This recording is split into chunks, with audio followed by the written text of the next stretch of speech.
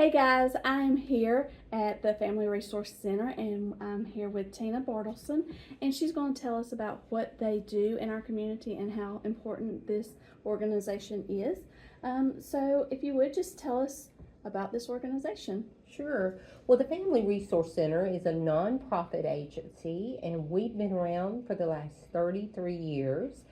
Our mission is to provide transformative services to families, enabling them to create safe, stable, and nurturing homes so that their children can thrive. And really, what we mean by that is we want to deliver um, services to families that help them increase their parenting skills, maybe help them reduce the stress in the home, because we want those children to have safe, stable, and loving homes. Okay.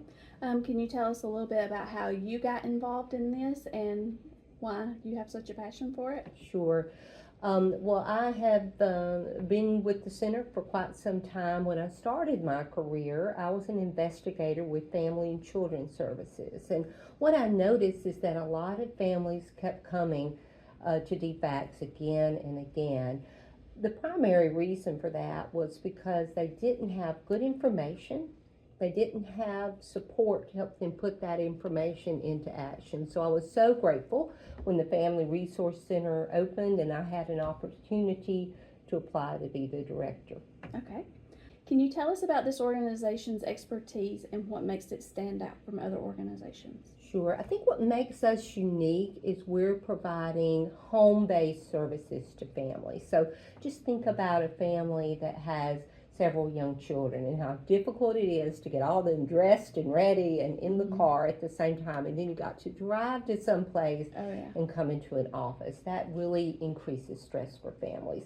So we provide services delivered to the home of the family, and that does a couple of things. It reduces that barrier for transportation. It makes it easier for families to participate in services, and we're really able then to see what that family sees, hear what they hear, and tailor our advice to meet their unique situation. Okay. All right. So tell us something about this organization, the Family Resource Center, or the people that you serve. Tell us something that the average person doesn't know, but that we could totally should be aware of. Sure. Well, I think it's important to know that families who participate in our services are just like every other family. The only thing that perhaps is unique is they're reaching out for some extra support when they need it, and they have that strength to do that. I think it's important to know that we may be the only support system those families have. So many of our families are isolated. Maybe they come from some really hard places and they just don't have a group of healthy people around them.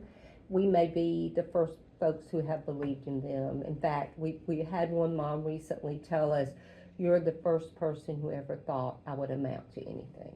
Oh yeah, Yeah. that's got to be heartbreaking. It is. Yeah, and also you see their growth too. That's right. I mean, it's so wonderful to see how parents engage in our services. It's one of our criteria. They have to be willing to participate by allowing us coming out every single week to meet with their family, and that they really engage and just grow in wonderful ways.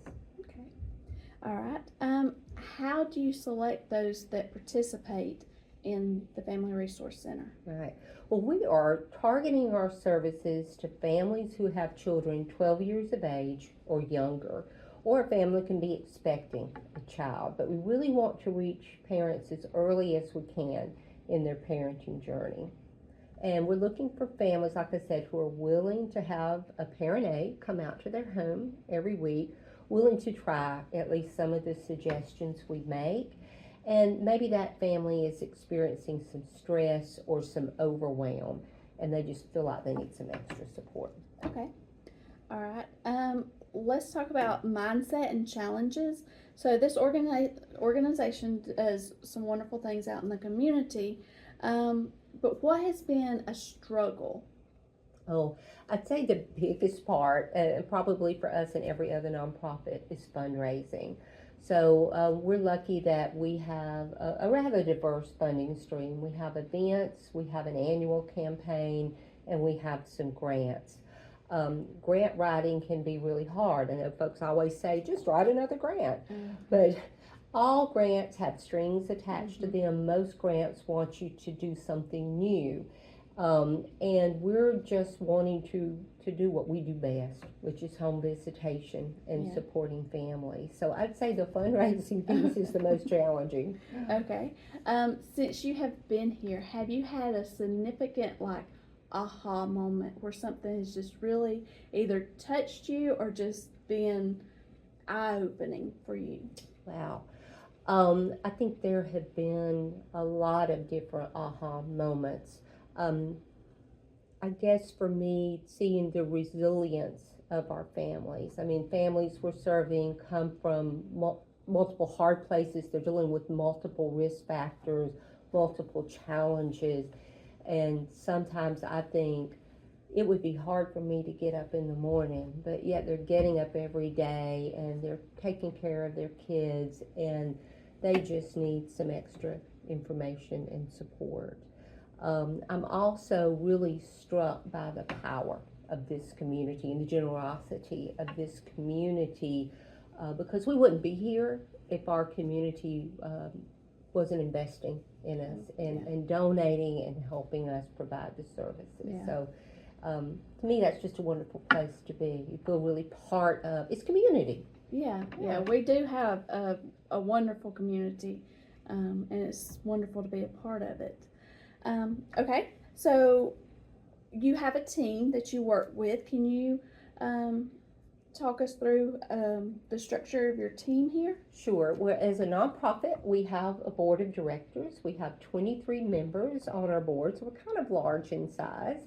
But they meet about 6 times a year, and they oversee, approve, how we spend our money, and make sure we have good practices in place. I report to them, and then I have the help of a couple of administrative folks. One has been here for 24 years now, and the other is a parent aide who's returned in an admin capacity. They're both part-time. Then I have several parent aides. We have 3 full-time parent aides, and they're supervised by a parent aide supervisor. Okay. All right. What keeps you and your team going? Motivated. Yeah, I think just seeing our family. So there are days that are really hard when there's some problem we can't solve, or parents are in a hard place. But what keeps us going is when the parents come back and say, wow, this has made a difference for me. I used to scream and yell, and now I'm trying these other things that you taught me. We recently had a family where a child was having a lot of behavior problems in school, and so it was, parent was missing work because of this, and it was so powerful to see that after some services and some supports, child's behavior improved in school. Parent wasn't having to miss work and money, from having to deal with those problems, and things in the home kind of calm down. Yeah. And that's what keeps us going. Okay.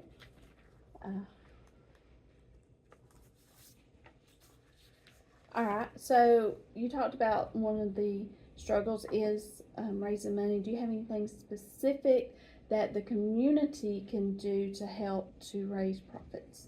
Sure. Well, they can participate in some of our fundraising events. We actually have one coming up on August the 17th, which is the Tillman Clock Tower 5K.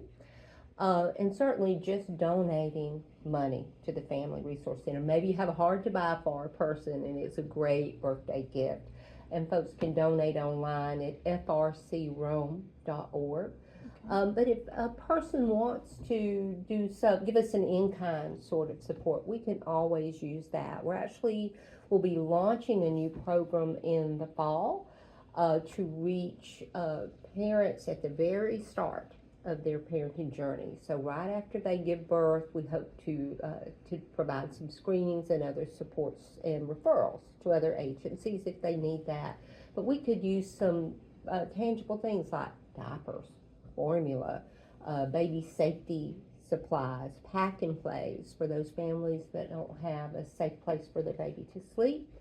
So just think of any sort of baby care product we could Okay. use, and we'll certainly distribute that to the folks that we know need it, that we vetted. Okay. Just a question that I thought of. Do you have any resistance from families that you're offering help, but they're, I don't know, too proud or maybe embarrassed to ask for help? Do you meet Sure. that resistance? Yeah, we know it's really scary sometimes to have an agency call the family, so we really expect that.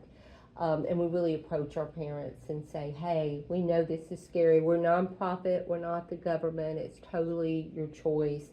But yeah, I think folks get a little afraid, but we find that over time, we develop relationship with the families we serve, so they learn that we are people they can trust, and that makes all the difference. It's part of the reason that we meet in the homes every single week.